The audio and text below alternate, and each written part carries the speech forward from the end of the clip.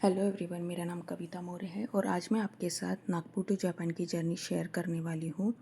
ये देखिए, ये मुझे छोड़ने के लिए मेरी पूरी फैमिली आई थी। बच्चों से लेके बड़ों तक सब आए थे। कितना ब्लेस्ड लगता है ना जब आपकी फैमिली आपके साथ हो। और यहाँ पे मैंने जो बैग्स लिए हैं वहाँ पे मैंने मेरा एड्रेस डाला था जापान का और नागपुर का। ये मेरी बेटी है, इसके लिए हेयर स्टाइल ने बहुत बड़ा काम किया था, मैं आगे आपको बताऊंगी। और सॉरी, मैंने नागपुर से बॉम्बे तक का कुछ भी रिकॉर्ड नहीं कर पाई क्योंकि मुझे बहुत देर हो गई थी। जल्दी जल्दी में मैं कुछ रिकॉर्ड नहीं कर पाई। और ये है Bombay airport, Bombay international airport. वहाँ पे मेरे बच्चे मस्ती कर रहे हैं। बॉम्बे में मैं टर्मिनल 1 पे उतरी थी और अब मुझे जाना था टर्मिनल 2 के लिए। टर्मिनल 2 के लिए मैंने टैक्सी बुक की थी। सो अब पारी आती है हेयर स्टाइल नंबर 2 की।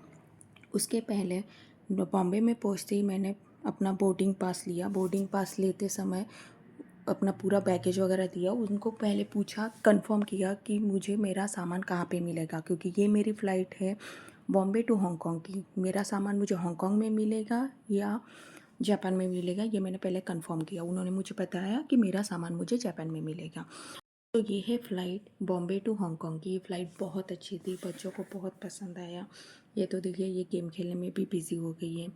और मेरे बच्चे ने तो मूवी देखी माइनक्राफ्ट, जो कि मैं नहीं देखती हूँ। यहाँ पे मैं देख रही हूँ बाहर का व्यू। साथ ही साथ मेरे दिमाग में ये भी चल रहा था कि अब मैं आगे का ट्रैवल कैसे करूँ, इमिग्रेशन का वगैरह, क्योंकि यहाँ पे मैंने कर दी थी गड़बड़। मेरे हस्बैंड ने किया था एयरपोर्ट असिस्टेंट बुक और मैं बॉम्बे में बोर्डिंग के टाइम उनको बताना ही भूल गई कि असिस्टेंट बुक किया हुआ है। ये भी लेवल मैंने अच्छे से क्रॉस कर लिया था। जापान में जाना मतलब मेरे लिए एक गेम का लेवल ही बन गया था। एक बात बताना भूल गई, हमारा बोर्डिंग पास लेने के बाद चेकिंग वगैरह होने के बाद वहाँ पे छोटा सा इमिग्रेशन हुआ था, जबकि बस पासपोर्ट चेक करते हैं और फ़ोटोज़ लेते हैं। ये भी क्रॉस हो गया क्योंकि मैं बहुत होशियार हूँ। खुद की तारीफ़ खुद ही करनी पड़ती है भाई। और इसके साथ हम पहुँच गए हांगकांग एयरपोर्ट। हांगकांग एयरपोर्ट बहुत ही अच्छा था। और यहाँ पे मेरे बच्चे खेल रहे थे। ये बड़ा ही बदतमीज़ बच्चा था, उनको खेलने नहीं दे रहा था।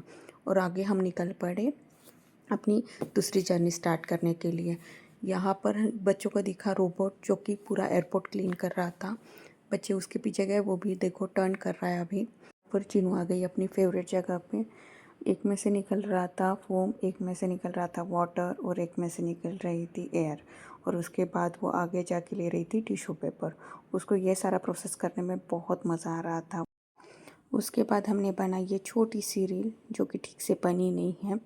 और हमारी आती है third hair style. Third hair style के साथ हमारी जर्नी स्टार्ट होती है हांगकांग टू जापान के लिए। जापान यानी मुझे जाना था ओसाका एयरपोर्ट। यहाँ की भी फ़्लाइट बहुत अच्छी थी। यहाँ पे हमने किया lunch, Japanese Indian mix lunch था, ठीक था खाने में। और उसके बाद हम पहुंच गए ओसाका एयरपोर्ट। जो हांगकांग टू जापान वाली फ़्लाइट थी, यहाँ का कैबिन क्रू बहुत अच्छा था। एक कैबिन क्रू ने आके मुझे बोला भी था कि आपने असिस्टेंट बुक किया है, आगे जाके वो आपकी हेल्प करेगा। और जैसे ही हम लैंड हुए ओसाका में, वैसे ही मुझे मेरे नाम का बोर्ड दिखा और वहाँ पे एयरपोर्ट असिस्टेंट मिलने के बाद में उसके पीछे पीछे जो वो मुझे बोलती गई, उसके पीछे पीछे मैं करती गई। मेरे हस्बैंड ने भेजा था मुझे स्कैनर, और वो वहाँ पे जाके स्कैन करना था। उसने उस टाइम भी मेरी हेल्प की। उसके बाद हम गए आगे, तो आगे वहाँ पे एक अंकल जी थी, उन्होंने वो स्कैनर एक्सेप्ट नहीं किया, तो मुझे एक फॉर्म भरने के लिए बोला गया। और वो फॉर्म था जापानीज़ में। जापानीज़ के साथ साथ इंग्लिश में भी था, तो मैंने आधा भरा, आधा उसने भर के मुझे वो फिल करके दिया। इस टाइम सच में आपको ज़रूरत पड़ती है एयरपोर्ट असिस्टेंट की, तो फिर आप प्लीज़ बुक कर लेना। कहीं पे भी जाओ, एयरपोर्ट असिस्टेंट से काम फास्ट होता है और इजीली हो जाता है। और जो कि मैं डिपेंडेंट वीज़ा पे आई हूँ, तो यहाँ पे मेरा जापानीज़ में कार्ड वगैरह बन गया था। अब मुझे जाके उस कार्ड पे मेरा एड्रेस चढ़वाना है। और हम अरिगातो गोजाइमास करते करते निकल लिए। और बाहर आने तक मैं एयरपोर्ट असिस्टेंट ने मेरी हेल्प की। बाहर आते देखा मैंने, पांचों मेरी बैग्स एक लाइन में लगी हुई हैं और उसने मेरी वो बैगेज उठाने में भी हेल्प की। हमने ट्रॉली पे रखी। उसके बाद मेरे बच्चे मस्ती करने लगे और फिर मैंने बच्चों से एक ज़बरदस्ती वाली रील भी बनाई। उसके बाद हम बाहर निकले और ये पापा का वेट करने लगे। मेरे हस्बैंड पीछे से आके उनको सरप्राइज़ दिए और ये दोनों देखो खुश हो गए, पापा के चमचे। अब ये चिपका चिपकी होने के बाद अभी पूरी बातें बताएंगे कि क्या हुआ एग्जैक्टली ट्रैवल में। इसके कानों में दर्द होने लगा था, ये भी वो बता रहा था। 3 से 4 महीने के बाद मिल रहे थे और यहाँ से हम निकल लिए अपने घर के लिए। और हम यहाँ से जा रहे थे मतलब ओसाका से कोबे जाना था। वहाँ का सफ़र है 1 घंटे का। तो यहाँ से हम ले रहे थे बस। ये देखो बस के लिए भी ये बैग्स में टैग लगा के एक लाइन पे पूरी बैग्स अच्छे से रख रहे थे। यहाँ का पूरा सिस्टमेटिक चलता है सारी चीज़ें, और धीरे आवाज़ में बात करनी पड़ती है जो कि मेरे लिए थोड़ा इम्पॉसिबल है, बट ठीक है, सीख जाऊँगी। उसके बाद ये बस आने के बाद देखिए कैसे सामान चढ़ाते हैं। यहाँ पे लेडी भी देखिए, मेरा बैग तो इतना बड़ा था वो भी उन्होंने उठाया। उसके बाद हम निकल लिए अपने घर के लिए, कोबे के लिए। कितना अच्छा दिख रहा है ये सिटी।